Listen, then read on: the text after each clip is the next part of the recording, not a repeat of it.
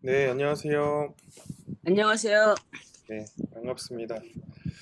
자, 이번 주 한 주 연습 많이 해보셨어요? 이번 주는 시네마틱한 촬영 영상, 시네마틱한 촬영 방법을 오늘 수업을 진행을 할 건데, 먼저 오늘은 1교시는 수업을 먼저 진행을 하고, 2교시는 저번 주에 했던 과제에 대한 피드백 간단하게 해드리고, 그리고 시간이 좀 남으면 키네마스터 이제 복습 이렇게 해서 진행을 하겠습니다. 자, 일단 과제 두 분 해주셨어요.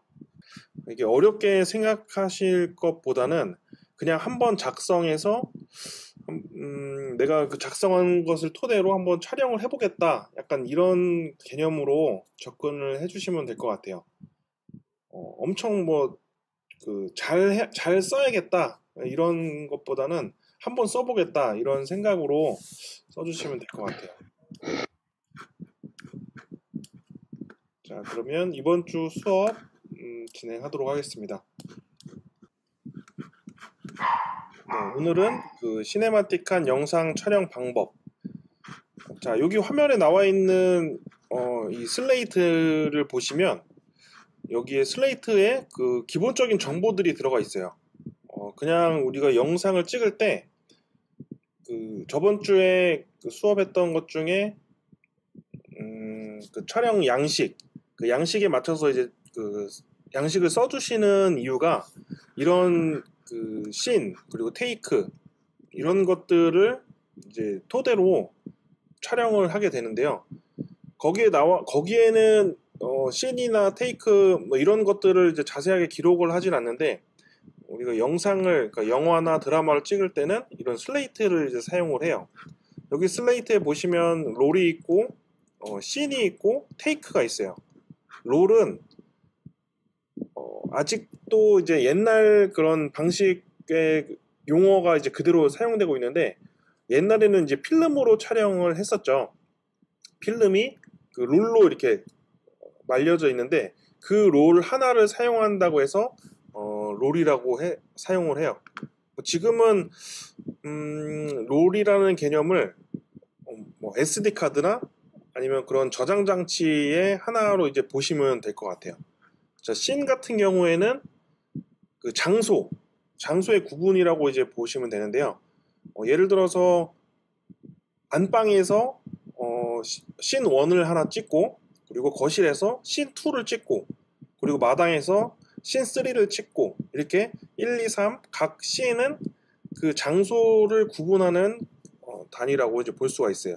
테이크 같은 경우에는 그 장소에서 몇 번을 찍었나, 예를 들어서 한 번만에 그 영상을 만드는 경우도 있지만 보통은 대화가 오고 가는 장면이나 뭔가 대화를 외워서 서로 이제 대화하는 장면이 들어가는 경우에 그 대화를 우리가 작성한 그 스크립트대로 대화를 못하는 경우도 있어요. 그럴 경우에는 NG가 난다고 이제 얘기를 할 수 있겠죠. 이제 그런 NG가 나는 상황에서 이 테이크 부분으로 여러 테이크로 나눠지게 됩니다. 물론 NG가 났지만 나중에 여러 테이크들 중에 비교했을 때 NG난 테이크가 더 마음에 들면 그 테이크를 사용을 해서 촬영한 영상을 편집을 하게 되죠. 그리고 여기 FPS 같은 경우에는 프레임 퍼 세컨드라고 해서 우리가 출력할 때 한번 설명을 드렸었는데요. 지금 23.98 같은 경우에는 1초당 23 프레임, 그러니까 24 프레임 정도가 사용된다고 보면 돼요. 영화 같은 경우에는 예전에 필름 값이 워낙 비싸기 때문에 24 프레임 기준으로 많이 사용을 했어요. 현재는 30 프레임을 주로 사용을 하죠. 왜냐하면 디지털로 촬영을 하다 보니까 굳이 그런 용량에 대한 비용을 예전보다는 더 단축시켰기 때문에, 좀 절감시켰기 때문에 30프레임 혹은 조금 더 시네마틱한 영상, 좀 부드러운 영상을 내기 위해서 한 60프레임 이렇게도 사용을 합니다. 아무래도 1초당 많은 프레임이 들어가면 조금 더 부드럽게 사용을 할 수 있고요. 그리고 FPS를 더 크게 60 FPS 혹은 120 FPS 이렇게 더 올라가는 경우는 나중에 촬영한 영상을 슬로우 모션을 걸었을 때, 보통 우리가 60프레임으로 촬영을 한다고 했을 때 60프레임으로 출력을 하진 않거든요. 60프레임으로 촬영을 했지만 출력은 30프레임으로 보통 출력을 해요. 자, 그러면 30프레임이 남죠. 30프레임이 남으면 그 30프레임을 가지고 그 슬로우 모션을 50%를 걸 수가 있어요. 자, 이 부분은 이제 나중에 다음 강의는 아니지만 남은 강의 중에 그 슬로우 모션을 걸었을 때 끊기지 않는 그런 계산하는 방법을 알려드리도록 하겠습니다. 자, 그래서 영화 같은 경우에는 주로 24프레임을 선택한 이유는 앞에 얘기한 그런 필름에 대한 비용도 있지만 24프레임 이하로 내려가면 사람이 봤을 때 끊기는 정도가 좀 눈에 보인다고 해요.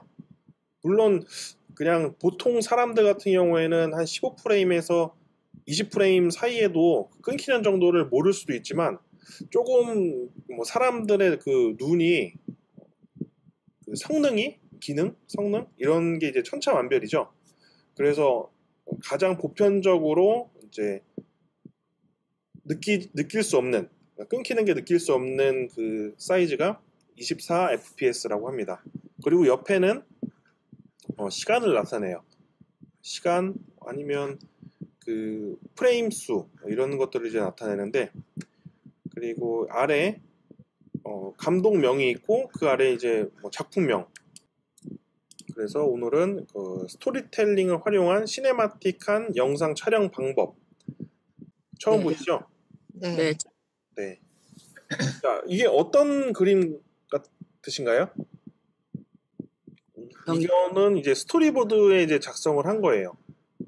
이렇게 간단하게 사실 그림만 그려놓으면 스토리보드라고 해도 어떤 건지 정확히 전달할 수가 없어요. 원래는 여기에 스토리보드 위에 글자를 써주게 돼요. 이런 빈 공간에다가 여기 사람 1번, 2번, 그리고 이제 물병, 여기 물병 모양. 자, 이런 것을 이제 그려놓은 상태에서 여기에 설명을 해주는 거죠. 1번 사람과 2번 사람이 나온다. 카메라는 몇 미터 뒤에 배치를 해준다. 카메라가 이제 들어가겠죠. 카메라가 나오고, 그리고 물병을 이런 지평선 위에 얹어 놓고, 그리고 카메라와 물병의 거리 몇 미터인지 1미터, 그리고 카메라와 사람의 거리 10미터. 자, 이렇게 설정을 해서 여기 아래다가 기재를 해주게 됩니다. 자, 이렇게 구성을 한 영상을 한번 볼게요.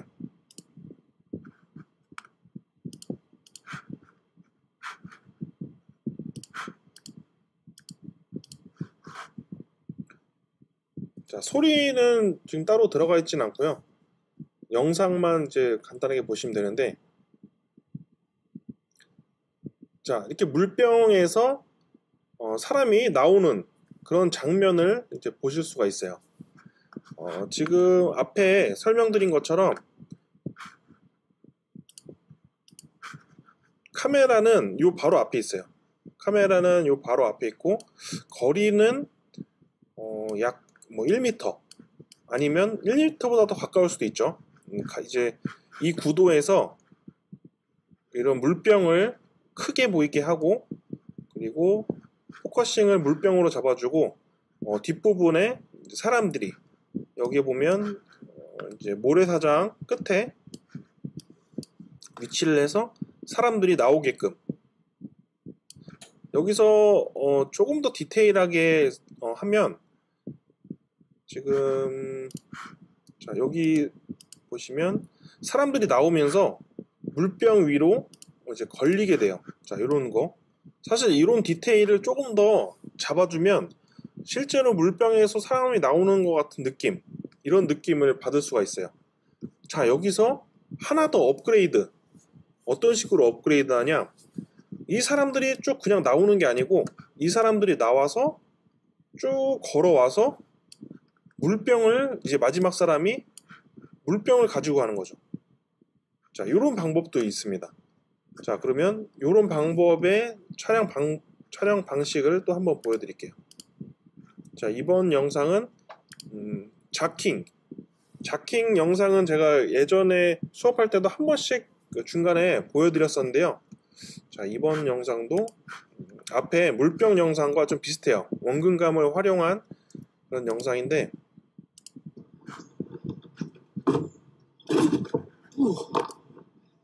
Hey guys, we're doing something pretty cool this year. It's with a ministry called Operation Christmas Child. So we're gonna take this shoebox inside and I'm gonna show you what we're gonna do with it.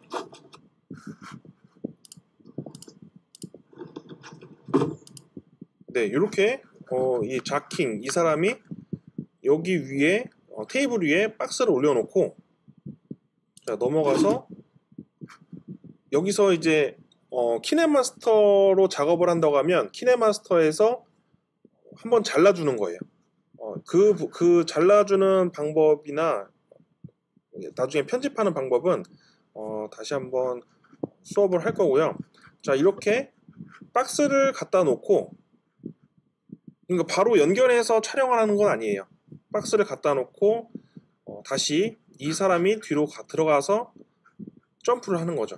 물론 이 박스를 열어주는 사람은 따로 있을 거예요. 아니면 옆에서 누가 그 낚싯줄 이런 걸로 안 보이게 이제 매달아서 옆에서 잡아 당길 수 있겠죠.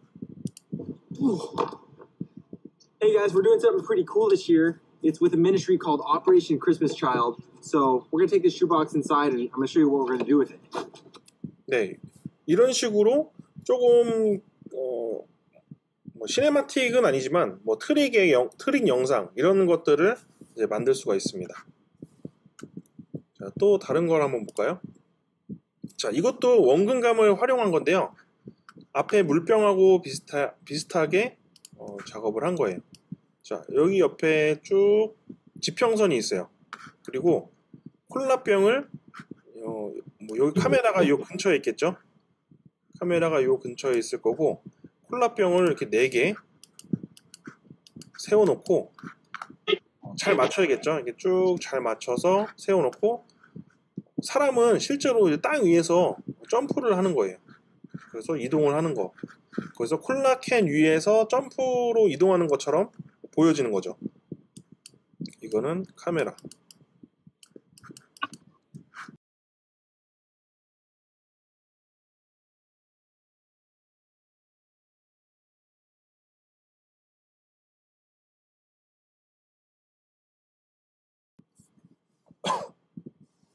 이렇게 재미있는 영상을 만들 수도 있습니다. 이제 앞마당이 있다고 하면 앞마당에서 캔 혹은 이렇게 뭐 올라가서 짚을 수 있는 뭐 그런 것들을 이제 세워놓고 한 번씩 촬영해 보는 것도 재미있을 것 같아요. 자, 이렇게 촬영하는 방법 중에 하나가 여기 위에 이 그라운드 위에 캔 위치에 맞춰서 표시를 해주는 거예요. 이 부분을 점프를 하겠다. 그래서 옆에 촬영자가 어느 부분 위치에서 점프하라고 이제 디렉팅을 해주는 거죠. 그래서 그 부분을 위치해서 점프하면서 실제로 넘어질 것 같은 이런 연기도 해보면 재밌는 영상을 만들 수가 있습니다. 자, 또 다른 것도 한번 볼까요? 자, 이것도 앞에서 계속 원근감을 가지고 촬영한 거랑 비슷한데요. 이것도 똑같아요. 여기에는 이제 땅이 이렇게 쭉 있고 사람이 물컵 위에 올라가 있는 것처럼 보여지게 만들어 놓는 거예요. 자, 물컵 위에 올라가서 사람은 물컵 안으로 점프를 하고, 그리고 나중에 사람이 점프를 하면 물방울이 이렇게 튀겠죠. 자, 물방울이 실제로 튀는 거는 사람이 들어가서 튀는 게 아니고 뭔가 다른 효과를 줬을 거예요. 자, 그 효과가 바로 돌을 던지는 건데요. 사람은 여기서 그냥 점프를 해서 씬 하나를 찍고, 앞에 얘기한 씬 하나를 찍고, 그리고 씬 두 번째는 돌을 던져서 물방울이 튀는 것을 보여주는 거예요. 자, 여기서 씬 1과 씬 2, 자, 테이크로 구분 안 하고 씬으로 구분한 이유는, 테이크는 NG 영상일 때 테이크 구분을 한다고 했어요. 자, 그러면 이 사람이 여기서 점프를 했는데 머리가 나왔어요. 자, NG죠. 그러면 테이크, 다시 두 번째 점프해서 머리가 안 나오도록 앉으라고 다시 디렉팅을 해주는 거예요. 그러면 씬 1에 테이크 2 들어가서 머리가 안 나왔다. 그러면 오케이 사인이 나서 그 씬은 이제 끝난 거고, 두 번째 돌을 또 던지는 거예요. 사람은 없고 돌만 여기서 던지게 되는 거죠.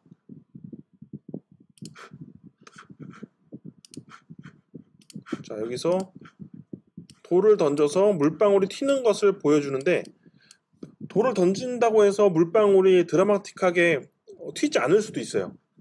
그럴 경우에는 씬 2에 테이크 2, 물이 튈 때까지 테이크 3, 4 계속 찍어주는 거예요. 그렇게 여러 테이크 중에 물이 내가 원하는 방향, 그런 방향으로 튀었을 때 이제 OK 사인이 나는 거죠. 자, 이렇게 영상을 만들 때 카메라를 촬영 버튼을 눌러서 계속 촬영하는 게 아니고, 뭐 짧게 5초, 10초 짧게 여러 테이크, 여러 씬으로 촬영을 해서 그 영상들을 합쳐서 만드는 게 중요합니다. 자, 그러면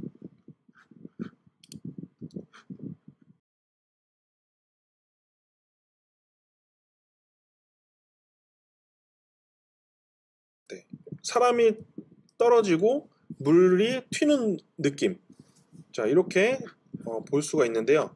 자, 사람이 여기에 올라가는 거는 어떻게 올라갈까요? 자, 여기에 사다리가 이렇게 숨어져 있어요. 자, 이 사다리 위에 안 보이게 이렇게 숨겨놓고 끝에 올라가겠죠.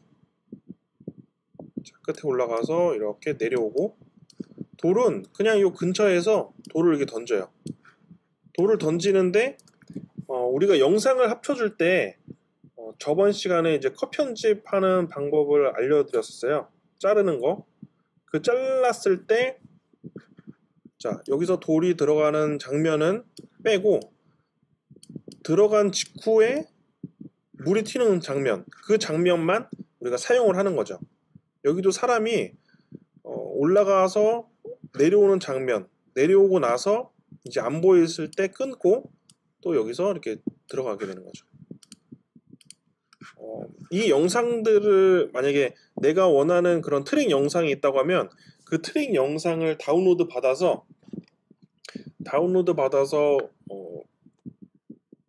키네마스터에 올린 다음에 그 타임라인에 올려서 그 쪼개보면 이 나무 같은 것들이 조금 그 연결이 좀 부자연스러울 수가 있어요.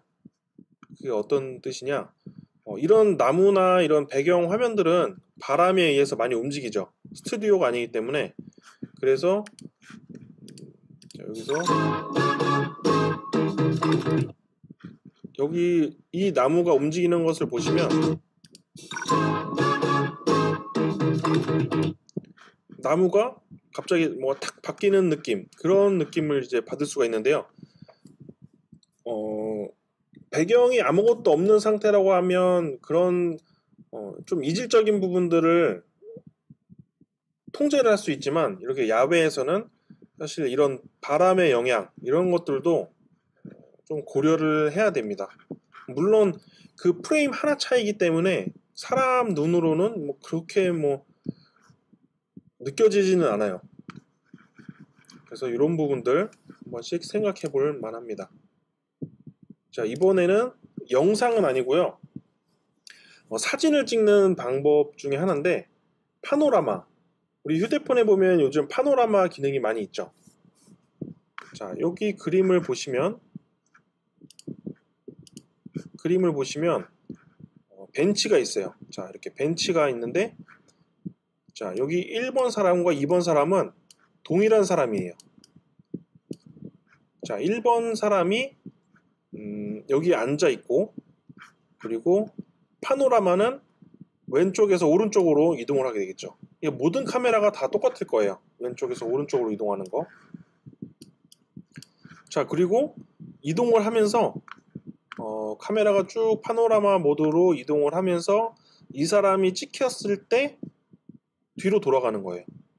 자, 이렇게 뒤로, 카메라 뒤로 돌아가서 다시 파노라마는 여기서 잠깐 정지 상태, 그리고 사람이 온 다음에 여기서 다시 파노라마가 진행을 하는 거죠. 자, 그러면 사람이 같은 사람, 1과 2 같은 사람이 동시에 의자에 앉아 있는 것처럼 보여줄 수가 있습니다. 이제 사진은 이렇게 파노라마로 하지만 영상은 쉬워요. 영상은 여기 삼각대를 놓고 카메라를 이렇게 올려놓고 이 화면, 이 보여지는 화면을 그대로 찍는 거죠. 그리고 내가 여기 앉아서 책을 읽는다. 그리고 한 5초, 10초? 길이는 상관없어요. 1분을 찍어도 돼요. 그리고 다시 카메라 뒤로 돌아오든지 아니면 옆자리로 옮겨서 또 다른 행동에 그 모션을 취하는 거죠. 자, 그러면 나중에 우리가 이 두 화면을 잘라서 동시간대에 있는 것처럼 만질 수가 있어요. 자, 그런데 야외 환경이기 때문에 고려해야 될 점. 만약에 햇빛이 여기서 비쳐요. 그러면 그림자가 이렇게 져서 그림자가 이렇게 껴져 나와야 되는데, 그림자가 지금 여기 가운데를 이렇게 잘랐다고 하면 이 사람이 여기 앉아있다가 넘어갔을 때 그림자가 이렇게 해서 여기서 그림자가 안 나오겠죠. 자, 그래서 이런 부분들도 한 번씩 고려를 해봐야 됩니다. 자, 그래서 먼저 파노라마로 촬영한 방법을 한번 보여드릴게요. 자, 이렇게 앞에 이제 벤치로 이제 표현을 했지만 여기에는 이 여성분이 여기 서 있는 상태에서 파노라마가 쭉 지나가죠. 자, 그리고 여기서 멈추고 한번 멈추고 끊는 게 아니에요. 그냥 잠깐 멈췄다가 이 사람은 뒤로 쭉 돌아가서 카메라 뒤에서 다시 앞으로 와서 내 모습을 찍는 느낌, 그런 느낌으로 촬영을 해줄 수가 있습니다. 물론 카메라는 누군가 찍어줘야겠죠. 자, 이렇게 해서 카메라가 진행됩니다. 파노라마가 진행됩니다. 이렇게 똑같은 사람이 같은 장소에 있는 것을 찍을 수가 있습니다. 자, 여기서도 변수가 있어요. 변수는 이 사람들이에요. 지금은 다행히 이렇게 정지되어 있는 것처럼 보이지만, 만약에 이 사람들이 조금 빠르게 움직였다, 만약에 이 사람들이 빠르게 움직였다, 아니면 지금 방향은 이 사람들이 이제 이쪽으로 진행하니까 이렇게 촬영했을 때는 상관이 없는데, 여기서 이렇게 똑같이 진행하는 사람이 있었다고 보면 여기에 사람이 만약에 이 커플이 여기에서 이렇게 이동했다고 하면 두 공간에 나오게 되죠. 자, 그래서 이런 변수들은 한번 고려해서 촬영을 진행을 해야 됩니다. 자, 그리고 방금 얘기한 파노라마 말고 영상으로 찍었을 때 한번 보여드릴게요.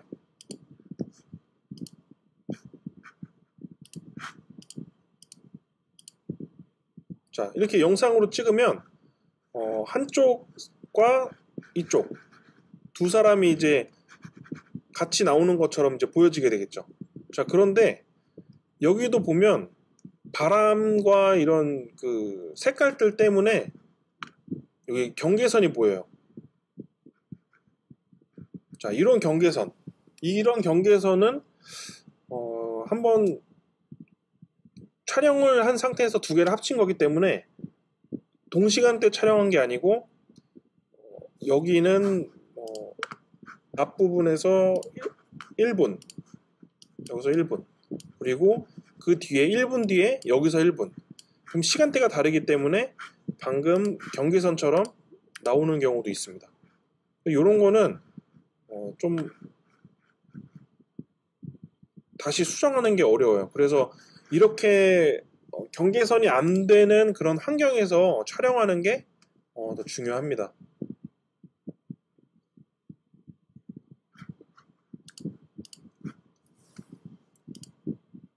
자, 다음 영상. 이번에는 시네마 그래프라는 거예요. 자, 시네마 그래프는 시네마와 포토그래프가 합쳐진 용어인데요. 많이 못 보셨을 거예요. 이런 영상을 많이 못 보셨을 텐데, 자, 시네마와 포토그래프. 시네마는 움직이는 거죠. 동적인 거.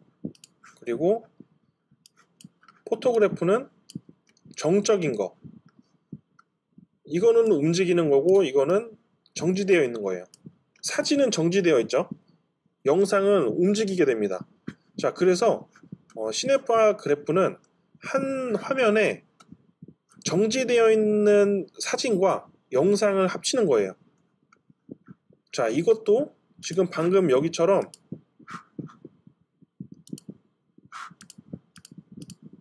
자, 이렇게 잘려져 있는 것처럼 특정 부분을 잘라서 사용을 하게 돼요. 자, 이렇게 경계선이 있는 것처럼 자, 여기도 경계선을 하나 만들어서 사용을 하게 됩니다. 자, 뭐 이 정도? 아니면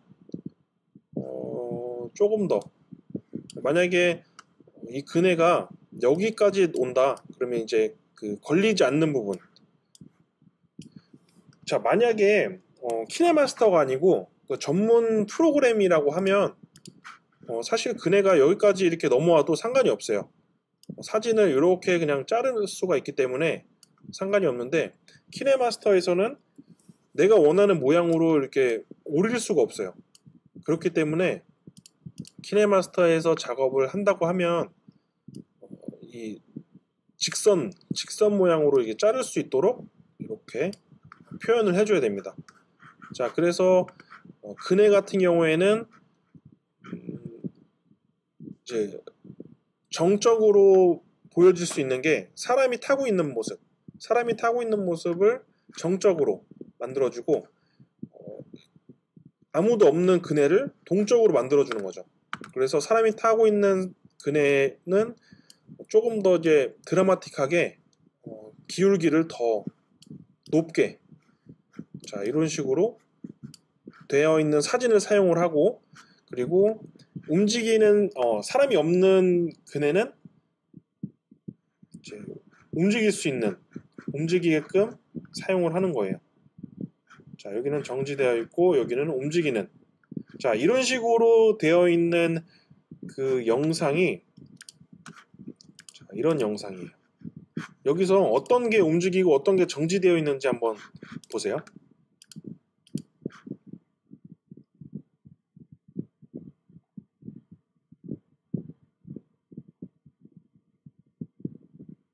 자, 느껴지시나요? 네, 네, 기차 타고 가는 것 같네. 네. 뭐가 정지가 되어 있죠? 사람. 네, 사람만 딱 정지되어 있어요. 자, 이런 거 같은 경우에는 보통 이 사람만 딱 이렇게 오린 거예요.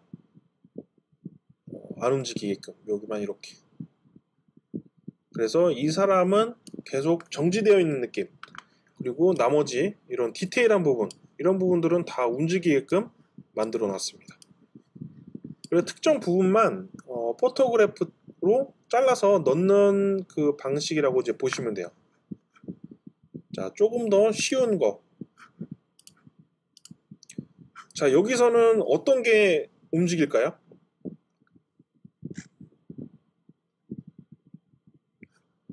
왼병? 여기서 움직일 수 있는 것들은 이런 촛불들, 아, 그리고 요거 술잔에 물이 떨어지는 거, 네.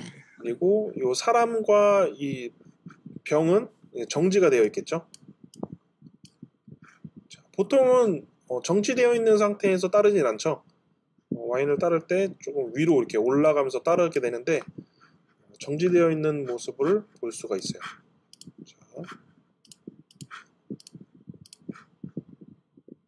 자, 이렇게.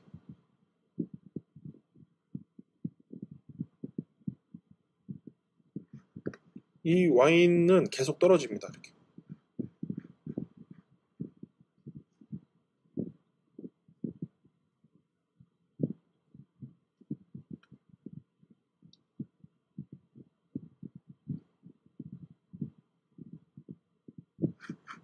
자, 이런 영상을 만들 수가 있어요. 자, 그러면 어떤 식으로 이제 키네마스터에서는 어떻게 만들 수가 있을까요? 자, 뭐 촛불들을 다 사용을 할 수가 없으니까 만약에 똑같은 구성을 한다고 하면 자, 여기서 이렇게 잘라줄 수가 있겠죠. 자, 여기서 이렇게 그러면 위에는 정지, 아래는 이제 흐를 수 있게 이렇게 만들 수가 있습니다. 그리고 이게 계속해서 이제 반복해서 할 수 있는 거는 저번 시간에 알려드렸던 그 리플레이 기능을 활용을 해서 반복으로 계속 영상을 만들 수가 있어요. 그렇게 해서 뭐 한 10초 촬영하고 1분 동안 계속 반복을 해서 정지되어 있는 1분 영상처럼 만들 수가 있는 거죠.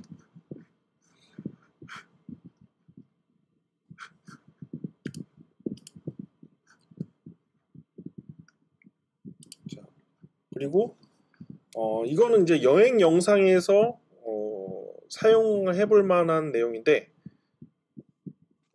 나는 앞으로 가는데 다른 사람들은 뒤로 가는 거예요.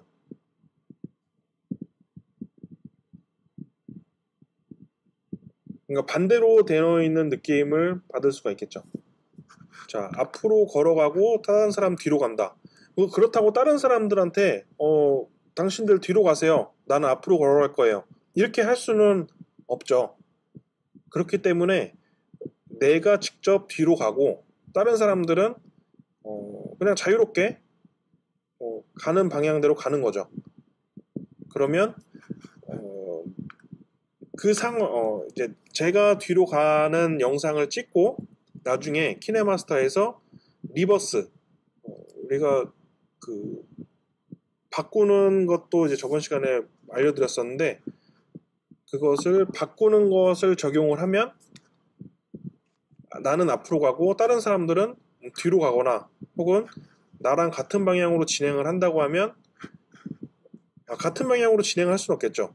이제 보통 촬영을 할 때 얼굴은 앞을 보고 있지만 뒷걸음질로 가고 있기 때문에 나와 같은 방향으로 움직일 수는 없어요. 그래서 다른 사람들은 다 뒤로 걸어가고 나는 앞으로 가는 영상처럼 만들어지게 됩니다. 자, 이거는 영상을 따로 첨부를 하지 않아서 그냥 머릿속으로 한번 생각을 해보시면 좋을 것 같아요.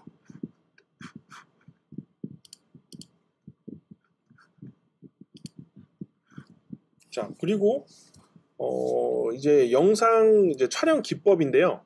앞에는 약간 그 트릭에 관련된 그런 영상들을 이제 소개를 해드렸다고 하면 이번에는 촬영을 할 때 실제로 휴대폰이나 아니면 고프로, DSLR 어떤 것든 상관이 없어요. 보통은 이제 휴대폰으로 많이 촬영을 할 텐데 여기 나와 있는 것처럼 이제 하늘을 보고 다음 영상으로 이동하는 장면.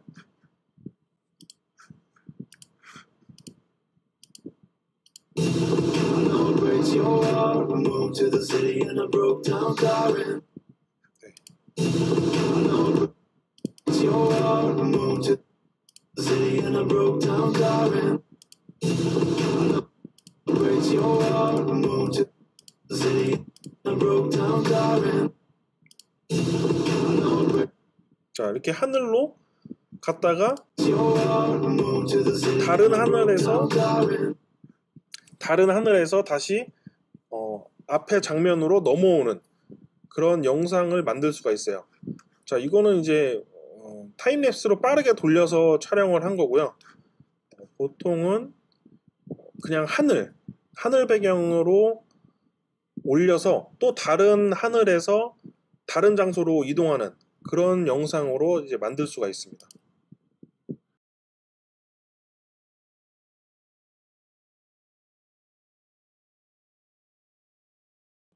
자, 이것도 네, 이렇게 하늘을 보고 다른 장면으로 이동할 때 지금 것처럼 같은 색상이나 같은 톤 아니면 같은 하늘 화면을 가지고 트랜지션을 주는 게 조금 더 자연스럽게 보여줄 수가 있어요. 자, 비슷한 걸로 이제 촬영을 해봤는데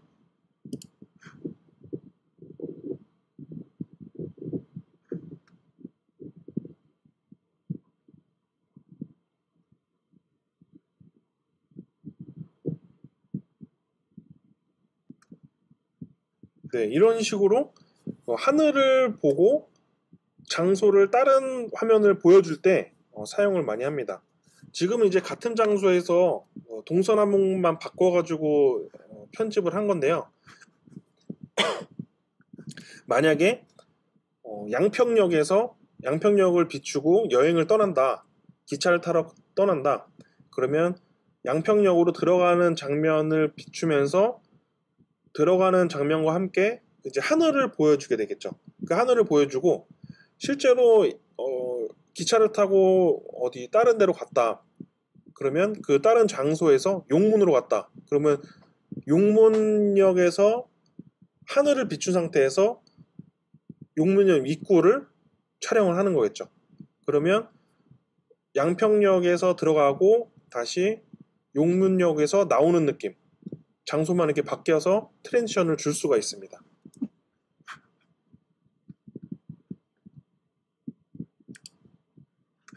자, 이번에는 렌즈를 가리고 다음 영상으로 이동하는 거.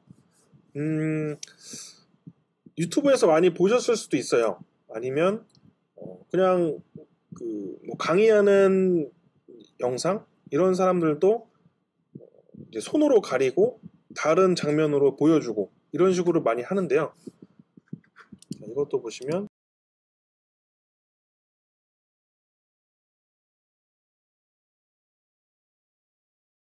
자, 이렇게 검은색으로 페이드 아웃 됐다가 다시 페이드 인, 검은색에서 원래 화면으로 페이드 인 되면서 다른 화면을 보여주는 그런 트랜지션도 있어요. 손으로 해도 되고 지금처럼 이제 걸어가면서 엉덩이를 스쳐가면서 검은 화면에서 이제 밝은 화면으로 이런 식으로 장소의 변화를 줄 수가 있습니다. 하늘을 보여주는 거와 렌즈를 가리는 것도 어떻게 보면 같은 그 느낌이라고 볼 수가 있는데요. 이제 하늘을 보여주는 거는 약간 밝은 색상, 뭐 하늘이 파라면 그 파란색 하늘 혹은 만약에 파란색 하늘을 찍고 파란색 벽이 있었다. 그럼 벽에서 옆으로 나왔을 때 장소 이동하는 것처럼 보여줄 수도 있어요. 이제 그거는 우리 선생님들께서 한번 생각을 해서 어떤 부분에서 내가 촬영을 했을 때 조금 더 자연스럽게 트랜지션이 되는지 한번 생각을 해볼 수가 있습니다. 자, 나무를 이용한 트랜지션, 꼭 나무가 아니어도 돼요. 여기에는 이제 나무를 가지고 트랜지션을 썼지만 나무가 아니어도 지형지물을 이용해서 사용을 할 수가 있어요. 뭐 버스가 될 수도 있고 버스가 지나가면서 다른 장소로 나오게 할 수도 있어요. 여기 나무가 이렇게 해서 크게 이게 나무가 있는데, 원래 앞에 영상 다른 장면에서 나무가 이렇게 그러니까 카메라가 쓱 지나가죠. 지나가면서 나무를 한번 이렇게 훑고 가요. 옆으로 이렇게 쭉 훑고 가면 이 나무가 검은 화면은 아니지만 나무의 그 색깔 있죠. 나무의 질감, 이런 질감을 통해서 지나가면서 다시 다른 나무에서 나오는 것처럼. 그러니까 자, 나무가 이렇게 있어요. 가운데 나무가 있고 여기서 카메라가 이렇게 지나가죠. 카메라가 지나가면 첫 번째 나무, 자, 나무가 쭉 촬영은 여기서부터 쭉 진행하겠죠. 쭉 지나가서 나무가 다 지나가고 이제 다른 화면에서 다시 장소 여기 1, 여긴 장소 2. 자, 2번 장소에서는 다시 왼쪽에서 나무에서 나오는 것처럼 이렇게 촬영을 하겠죠. 그래서 두 개를 합쳤을 때 1번 장소와 2번 장소가 다른 장소가 나오도록 그렇게 활용을 할 수가 있습니다. 자, 그리고 이제 나무를 이용하는 것도 있고, 그리고 아까 얘기한 버스를 활용해서 트랜지션을 줄 수도 있어요. 자, 버스를 활용하는 건 어떻게 하냐? 버스가 이제 뭐 출발할 때 아니면 도착할 때 그렇게 두 개를 찍고 출발하는 화면과 도착하는 화면을 이제 나눠서 장소를 바꿔주는 거죠.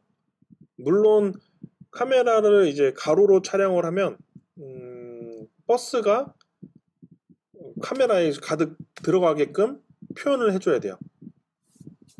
그러니까 조금 더 근접 촬영을 해서 버스가 지나가는 것을 가지고 장소를 변환을 줄 수가 있습니다.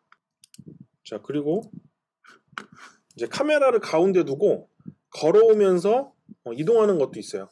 자, 이게 걸어오면서 이동하는 게 어떤 뜻이냐면 이것도 여행 영상에서 많이 사용을 하는데요. 자, 이게 한 발자씩 여기서부터 이 화면에 시작해서 한 발자씩 올 때마다 장소가 바뀌어요.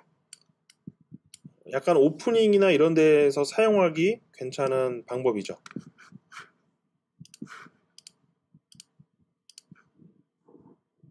자, 이런 식으로 지금은 조금 디테일하게 촬영은 하지 않아서 이제 뭐 좌우로 막 이제 정신없이 되어 있는데, 여기에 이제 카메라 가운데에 놓고 미리 여기다가 선까지는 그리진 않지만 내가 여기가 가운데다라고 해서 촬영을 할 수가 있어요. 보통은 앞에 촬영하는 사람이 있다고 하면 그 사람이 여기 걸어오는 사람한테 좀 디렉팅을 해줄 수가 있겠죠. 그래서 여기가 가운데가 아니고 이쪽이 가운데다, 왼쪽으로 뭐 2보 좀 더 움직여라. 그래서 가운데에 맞춰서 쭉 걸어오면서 장소가 바뀌는 느낌을 조금 더 좀 디테일하게 줄 수가 있습니다.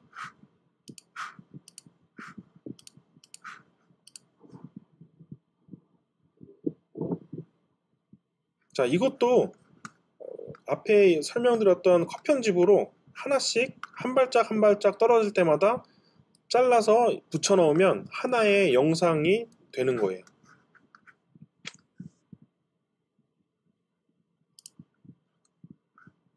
자, 그리고 장소에서 점프하면서 다음 영상으로 이동하는 것도 찍을 수가 있는데, 이것도 이제 앞에 걸어오는 거랑 똑같아요.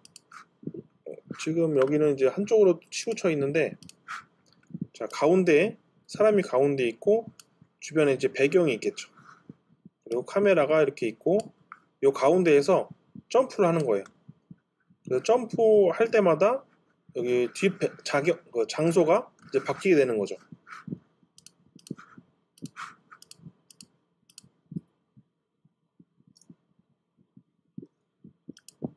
네, 이렇게 장소를 바꿔가면서 움직일 수가 있습니다.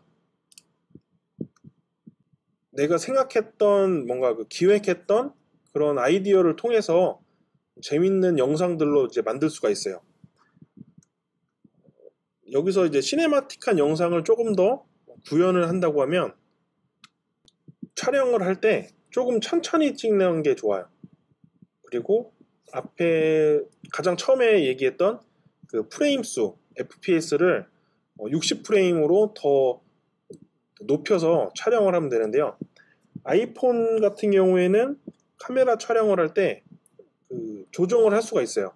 카메라 설정에서 몇 프레임으로 할 건지 30프레임인지 아니면 60프레임인지 설정을 할 수 있기 때문에 요즘 휴대폰들은 아마 거의 다 설정을 할 수 있을 거예요.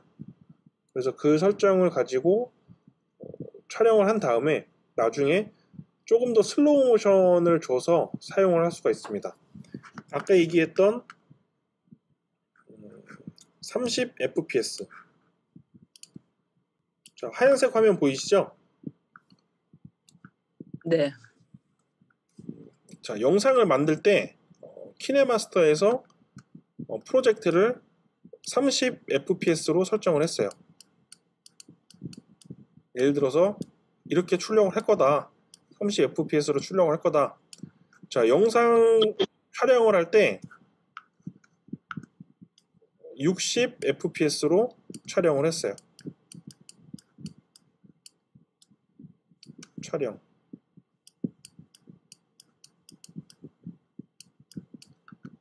자, 그러면 30프레임만큼 우리가 더 이득을 볼 수가 있는데요. 그러면 여기서 FPS는 초당 프레임 수라고 이제 말씀드렸죠. 초당 1초당.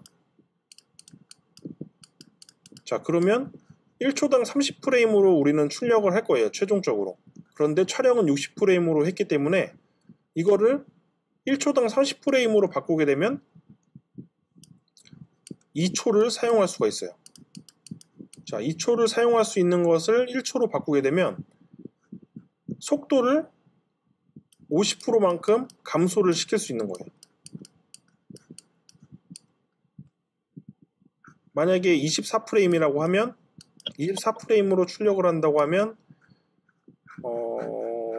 몇 프로? 75%인가요? 대략 75%. 75%까지 슬로우 모션을 줄 수가 있는 거예요. 어렵죠? 네. 네, 요거는 잊어버리시고 그냥 요것만 그냥 생각을 하시면 돼요. 보통은 우리가 다 30fps, 30프레임 per second로 출력을 하기 때문에 만약에 60프레임으로 촬영을 한 게 있다고 하면 슬로우 모션을 50% 정도까지는 줄 수가 있다. 하지만 50%까지 주면 상당히 느려질 거예요. 그래서 속도를 한 20%에서 30% 정도 슬로우 모션을 걸면 조금 더 그 시네마틱한 영상, 예를 들어서 갈대밭에서 앞에 여자친구가 걸어간다 혹은 남자친구가 걸어간다. 그러면 갈대밭을 이렇게 손으로 쭉 훑어가면서 그런 장면을 찍었을 때 슬로우 모션을 걸면 조금 더 좀 잔잔한 그런 느낌의 영상을 줄 수가 있겠죠. 자, 그럴 때 활용을 할 수가 있습니다. 자, 조금 1교시 마지막 어려운 내용을 했는데요. 이거는 키네마스터에서 작업을 할 때 한 번 더 설명을 해드릴게요. 그래서 이렇게 활용을 할 수가 있다. 시네마틱한 영상을 만들 때 활용할 수 있는 방법. 자, 혹시 1교시가 이제 거의 다 끝났는데 네, 자리에 오셨나요? 네. 네. 자, 2교시 수업 시작하겠습니다. 자, 이번에는 저번 주 수업 시간에 과제였던 그 촬영 계획서 두 분이 작성을 해주셨는데 간단하게 보면서 촬영하는 방법을 소개해 드릴게요. 소개해드려도 되죠?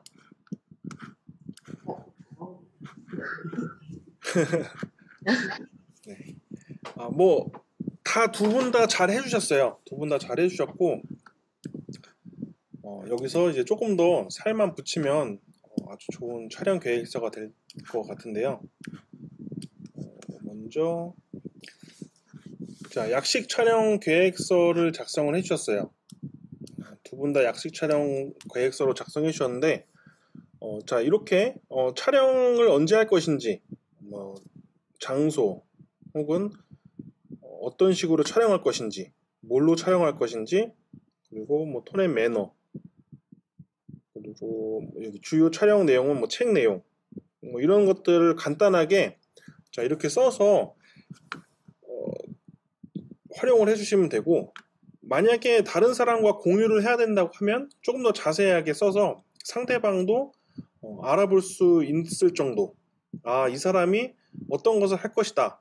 만약에 본인만 사용을 한다고 하면 정말 간단하게 작성을 해서 내가 촬영할 때 참고할 정도로만 해주시면 돼요. 자, 그래서 여기서 이제 책 소개하는 내용을 해주시는데, 책 소개는 어떤 식으로 북튜버를 이제 모집해서 많이 활동을 하더라고요. 그래서 그런 것들도 요즘은 많이 활용을 하는데, 근데 이제 주의할 점은 그 저작권에 약간 위배가 될 수가 있어요. 그쵸? 책을 완전 다 읽게 되면 그거는 저작권에 걸리게 되고요. 네. 그 부분을 좀 각색해서 이 책의 내용이 이런 게 있고 이제 그거를 약간 동화구연 약간 이런 느낌으로 한다고 하면 조금 이제 피할 수는 있죠. 그래서 보통 책 소개하는 그 유튜버들은 책 소유하고 있는 그 출판사와 이제 사실 연계를 해서 그 책을 보내주고 그 책을 읽고 본인들이 이제 소개해주는, 그러니까 요즘 그 영화 리뷰어 같이 하는 것처럼 약간 그런 식으로 이제 많이 하고요.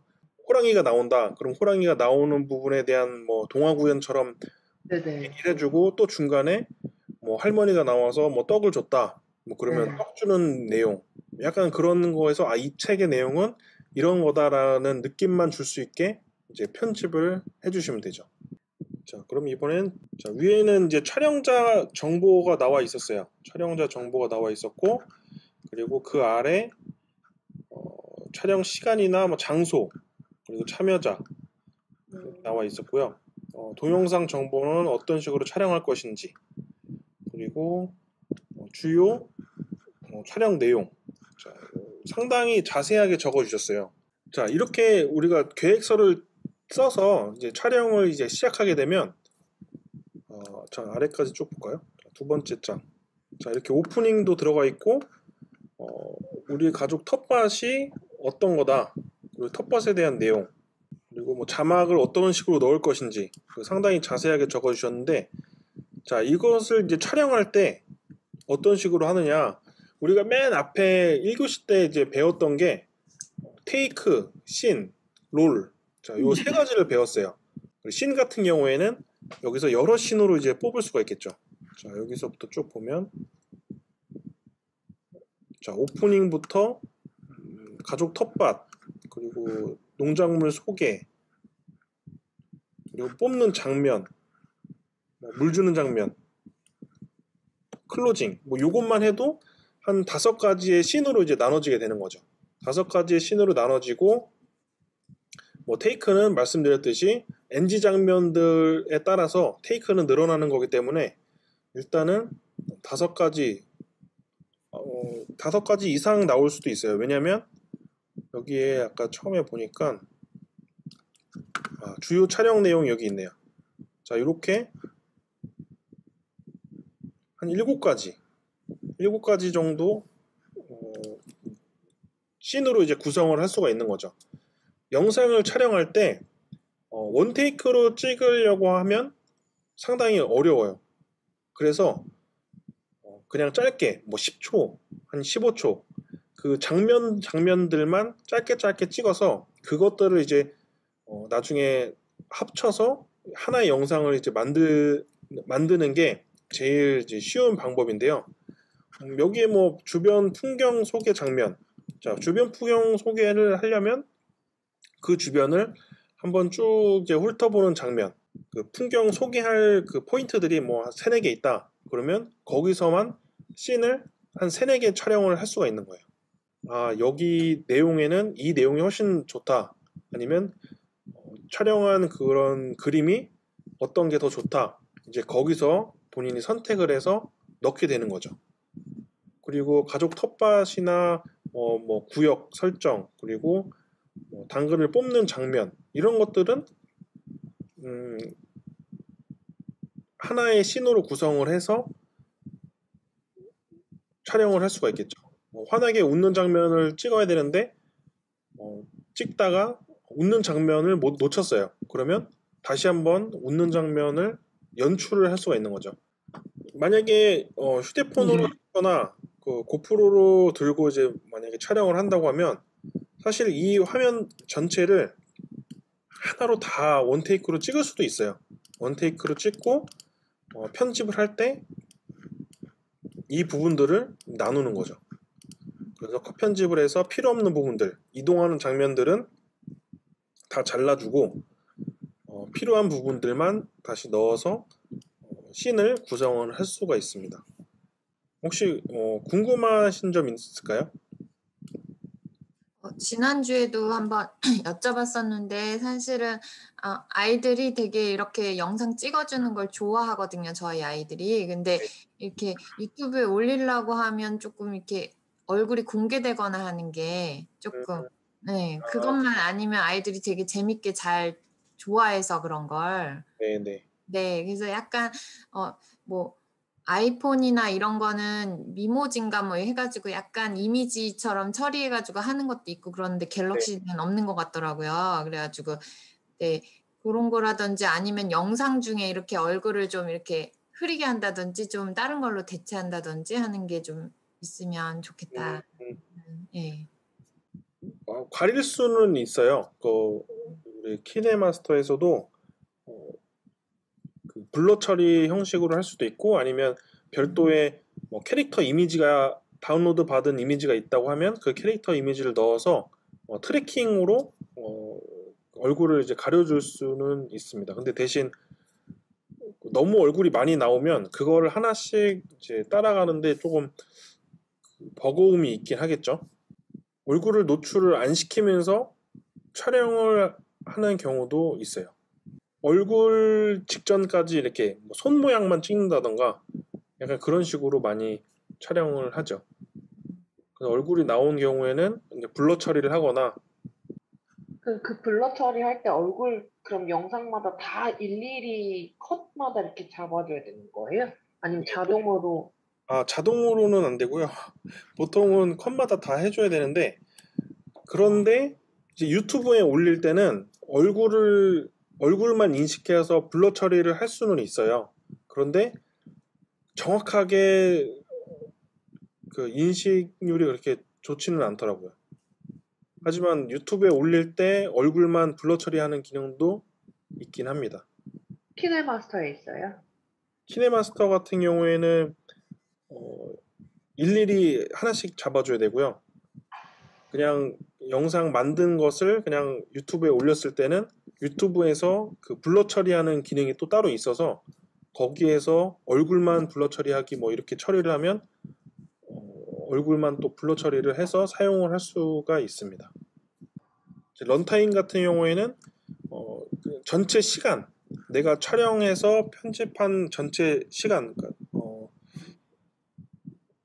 뭐 드라마로 하면 뭐 40분 뭐 이런 식으로 이제 사람들한테 보여주기 위한 그런 시간을 이제 얘기를 하는 거죠. 근데 이제 런타임 같은 경우에는 뭐 유튜브를 만들 때도 1분을 만들기 위해서 뭐 1시간을 촬영을 하기도 하죠. 근데 보통 이제 이런 촬영 계획서를 작성을 해서 촬영을 하게 되면 1시간 이렇게 걸리지는 않을 거고요. 만약에 내가 1분을 만든다 그러면 이렇게 주요 촬영 내용이 나오고 초, 한 15초씩 나눠서 찍는다고 하면 1분 30초, 1분의 그 영상을 만들기 위해서 한 5분에서 10분 정도 전 촬영 그 클립이 10분도 좀 많고요. 보통은 뭐 NG 영상까지 하면 한 5분 내외로 이제 촬영을 할 수가 있는 거죠.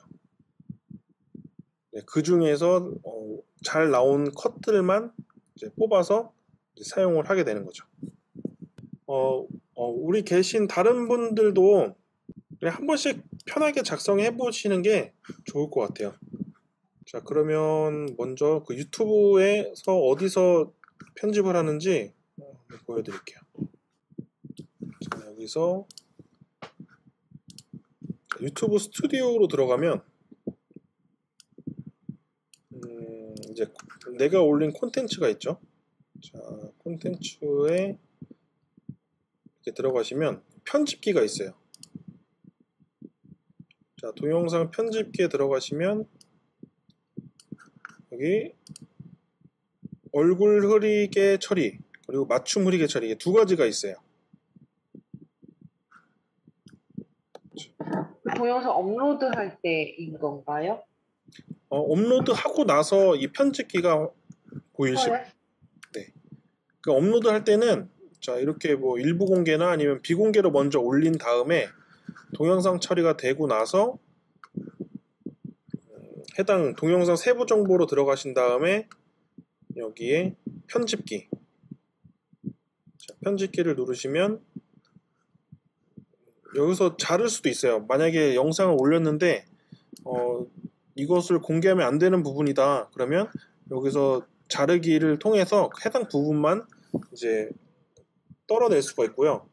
아니면 여기서 얼굴 흐리게 처리 통해서 얼굴이 나오는 부분을 블러 처리를 해주게 됩니다.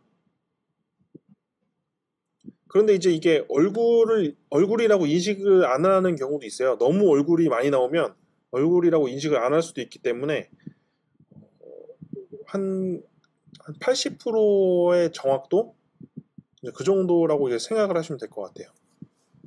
맞춤 흐리게 처리는 내가 원하는 부분을 블러 처리를 할 수가 있습니다. 직접 여기 지정을 해서 해당 부분에 맞춤 처리를 할 수가 있는데 한번 볼까요? 지금 맞춤 흐리게 처리를 했을 때 자, 이렇게 블러 처리가 떠요. 그리고 뭐 타원으로도 만들 수가 있고 개체 추적, 흐리게 하는 위치 고정 이런 것들을 선택할 수가 있는데 예전에는 뭐 이런 기능들이 없었기 때문에 영상을 지운 다음에 다시 업로드하는 경우도 있었죠. 자, 그리고 블러 추가, 또 이제 얼굴 흐리게 추가를 하면 여기서 얼굴이 어디서 나오는지 이렇게 인식을 하게 됩니다. 자, 얼굴 나온 영상을 한번 볼까요, 그럼? 자, 얼굴이 나오죠? 자, 얼굴 나오는 것을 자, 이렇게 얼굴이 다 뜹니다. 얼굴 인식이 이렇게 뜨죠? 자, 이 전체 선택을 하면 이 전체 적용을 했을 때 이 사람들의 얼굴에 블러 처리가 되는 거예요. 적용을 한번 해볼까요?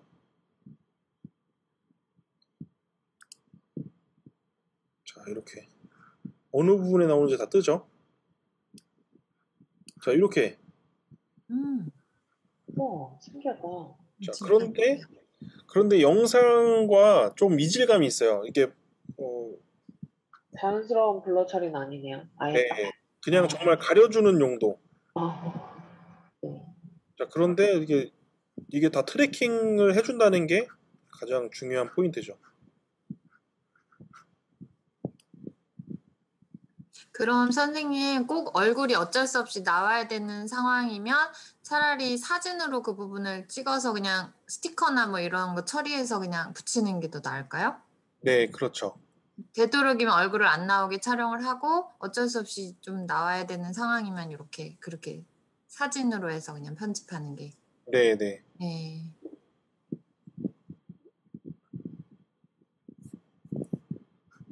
이렇게 해서 유튜브 안에서도 블러 처리를 할 수가 있습니다.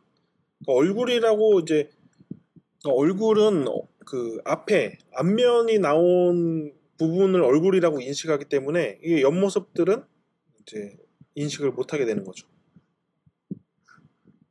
자, 또 여기 쭉 가볼까요?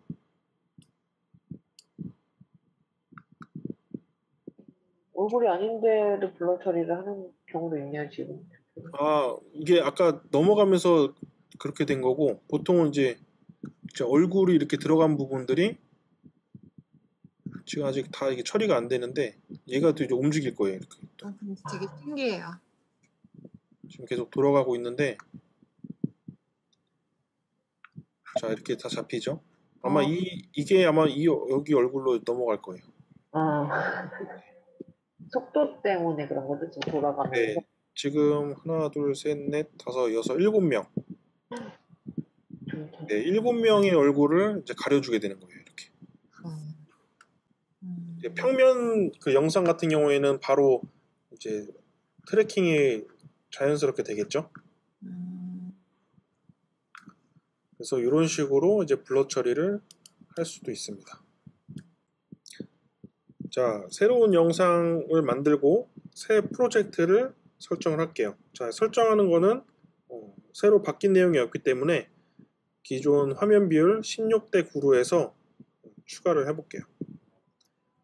자, 앞부분에서 뭐 점프하는 영상이라든지 아니면 좌우로 앉아서 있는 영상이라든지, 자, 그런 영상들을 한번 이제 만들어 볼 건데, 자, 일단 미디어를 하나 불러오게 되겠죠. 자, 이런 영상을 하나 불러올게요. 자, 원래는 그 앞부분에 뭐 점프하는 영상이라든지 아니면 좌우로 붙여서 하는 영상이라든지 같은 영상을 이제 사실 넣어줘야 되는데, 기존에 찍어놓은 게 지금 삭제가 돼서 하는 방법만 알려드리겠습니다. 자, 여기에 보시면, 자, 먼저 이렇게 기차가 쭉 이제 오겠죠. 자, 그러면 여기서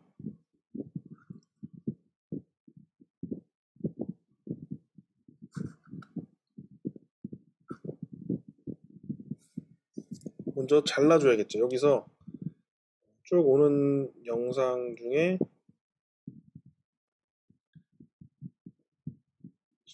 예를 들어서 요만큼 이제 자르고, 자, 그러면 2개의 영상이 됐어요. 자, 2개의 영상을 뒷부분에서 이렇게 들어오는 영상을, 자, 여기서 레이어로 복제. 자, 그러면 똑같은 영상이 아래에 또 들어오죠. 자, 이렇게. 자, 얘를 아래로 이렇게 붙여줍니다. 자, 그런데 이렇게 붙이면 여기가 위치가 이렇게 딱 떨어지지가 않죠. 그러면 자, 얘를 조정을 해줘야 돼요. 다시 확대를 해서 원래 사이즈에 맞게 맞춰줍니다.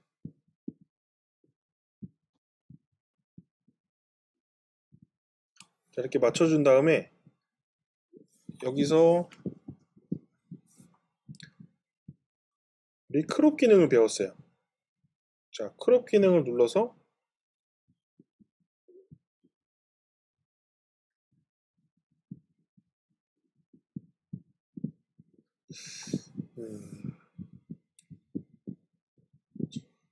이게 화면이 넘어가서 잘 안되는데 다시 사이즈를 좀 줄일게요. 자, 이렇게 해서 크롭 기능을 눌러서 좀 이렇게 줄여줍니다. 자, 이렇게. 그리고 다시 확대를 해서 맞춰줄게요. 자, 이런 식으로. 그러면 지금 얘는 고정된 카메라가 아니기 때문에 당연히 이렇게 잘려서 보이게 될 거예요. 플레이를 하면 이런 식으로 나오죠. 자, 원래는 앞에 설명드렸던 것처럼 여기에 이 기차가 여기까지 같이 오고, 그리고 이 기차도 여기서 똑같이 오고, 약간 두 기차가 같이 한 곳에 보여지는 그런 느낌으로 이제 줄 수가 있는데, 이렇게 움직이는, 휴대폰으로 움직이는 상태에서 두 가지를 표현하기에는 좀 어려워요.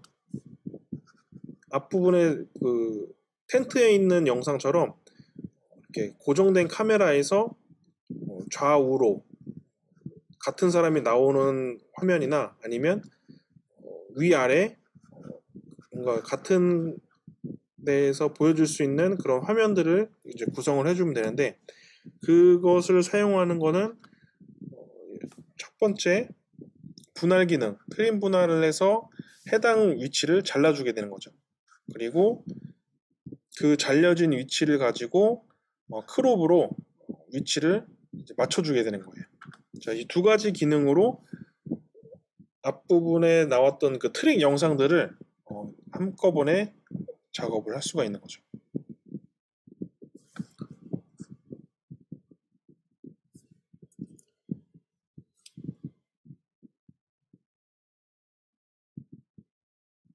자, 혹시 이해가 되셨을까요?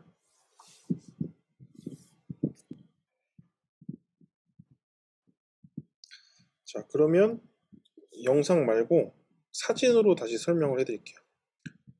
영상이라고 생각하고 설명을 드리겠습니다. 자, 영상을 하나 불러오죠. 색깔 영상을 하나 불러왔어요.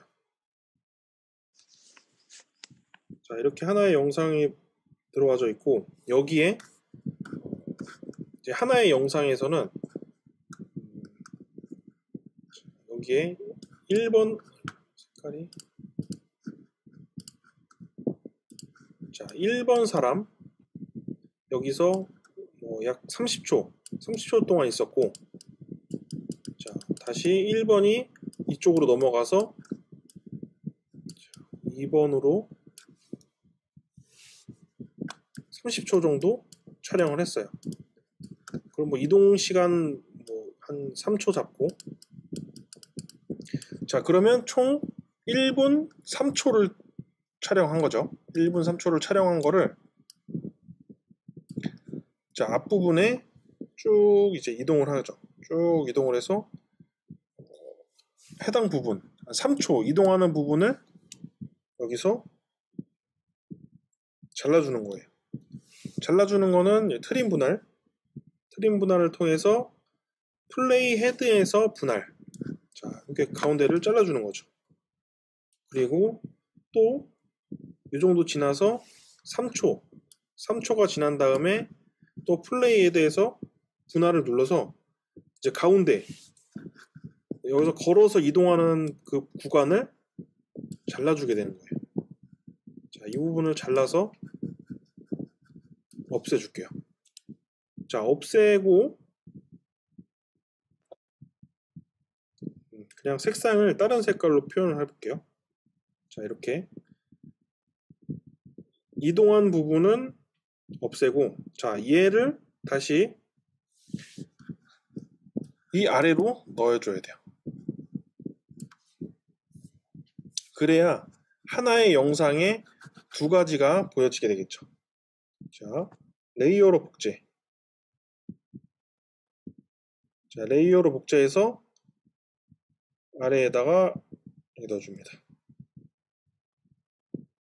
자, 그리고 편의상 얘는 색깔을 바꿀게요. 자, 이렇게 다시 확대를 해줍니다. 자, 확대를 하기 전에 먼저 절반을 나눠야겠죠. 자, 여기에 아까 1번,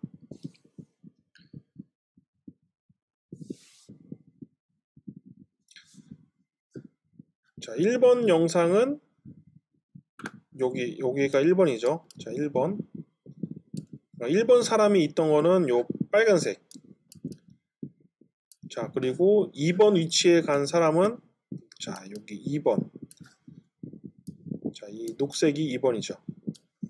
자, 이렇게 하면 이 사이즈를 녹색도 이 붉은색에 맞춰서 크게 똑같이 맞춰줄 거예요. 그런데 이제 휴대폰으로 하다 보면 이제 크롭 기능에서 위에 상단 이런 부분들이 잘 안 잡히게 돼요. 그래서 살짝 줄인 상태에서 자, 그 가운데 위치를 딱 맞춰주는 거죠. 자, 크롭 위치를 맞춰주고 자, 이렇게 절반으로 맞추면 1번 사람이 있던 이 위치 그리고 2번 사람이 있던 이 위치 그리고 가운데 이동하는 장면은 잘랐기 때문에 그냥 각각의 1번과 2번 위치에서 서 있을 거예요. 자, 이렇게 크롭을 한 상태에서 이제 확대를 해주는 거죠. 확대를 해서 끝부분에 맞춰주면 끝부분에 딱 맞춰주면 자, 1번 사람이 여기서 움직이거나 아니면 뭐 책을 읽거나 그런 행동들을 하는 이 30초 동안 2번 사람은 같은 시간대에 여기서 커피를 마시거나 아니면 뭐 다른 행동, 뭐 점프를 한다던가 이런 식으로 할 수 있겠죠. 자, 이렇게 만들면 서로 대화하는 장면을 만들 수가 있어요. 물론 그 대화하는 장면을 스토리를 짜서 대화를 주고받는 형식으로 할 수가 있겠죠. 자, 1번이 여기서 너 밥 먹었냐? 그러면 2번이 나 밥 먹었다. 너는 뭐 먹었니? 뭐 이런 식으로 물어보면서 동일한 사람이 대화를 하는 형식의 영상을 만들 수가 있습니다. 자, 이해되셨나요? 네. 네, 좀 어려울 수도 있죠. 자, 그래서 오늘 그 과제는 자, 이렇게 영상을 하나 만들어서 올리는 겁니다. 스크린 영상. 네, 하실 수 있겠죠? 해볼게요. 자, 방법은 카메라를 앞에 카메라를 두고 카메라는 고정되어 있어야 돼요. 누가 들고 찍으면 안 돼요. 자, 카메라는 앞에 고정을 시켜놓고 화면을 2분할로 이제 나눠주는 거죠. 자, 2분할을 이렇게 나눠서 자, 1번 앞부분에는 1번에는 뭐 책을 읽는 장면 그렇게 한 30초도 길어요. 한 10초만 해도 돼요. 10초. 그리고 자, 옆으로 넘어가서 자, 2번에는 뭐 차를 마시는 장면 요 화면 안에서 자, 이렇게 해서 찍은 다음에 자, 여기에 나와 있는 것처럼 이 노란색 부분을 잘라줘요.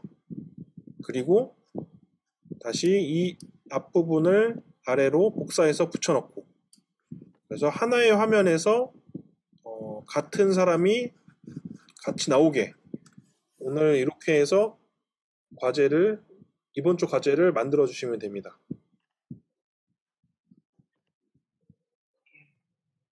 자, 다 하실 수 있습니다. 충분히 하실 수 있고요. 꼭 삼각대가 없어도 우리 테이블 위에 핸드폰을 올려놓고 앞에 거실에서 찍을 수도 있고 그리고 마당이 있으시면 마당 앞에 위치를 잡아놓고 간단하게 뭐 의자 뭐 등받이 있는 의자에 살짝 거치해 놓고 촬영을 하실 수도 있어요.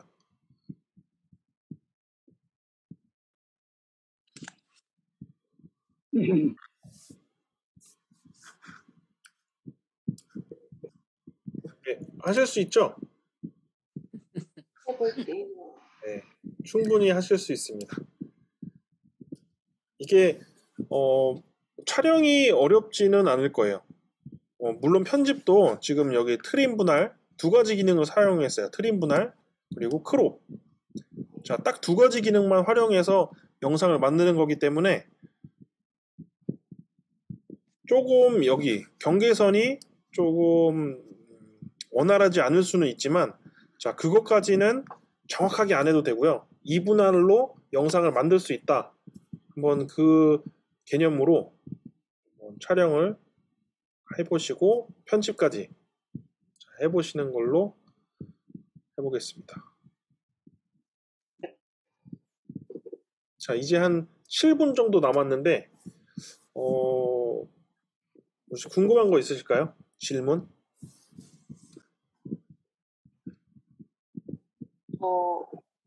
그 선생님 그 단톡에다가 여쭤봤는데 네. 구독자 수 가리는 거 지금 오늘 한 수업은 아닌데 구독자 수 가리는 거랑 아니면 아, 네. 구독자 수 가리는 거. 구독자 수 가리는 거는 여기 있네요. 구독자 수 표시. 어디 있어요? 채널에서 설정에서요. 네, 채널 보급 설정 아래 보시면 구독자 수 표시. 네, 체크를 없애야 되죠. 네, 체크를 없애면 그 구독자 수를 없앨 수가 있어요.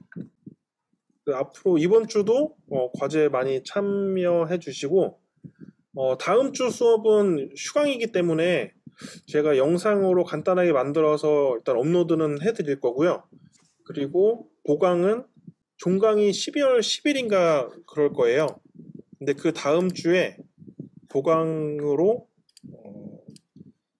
준비를 하겠습니다. 12월 17일. 12월 17일이 마지막이에요, 그럼? 네네.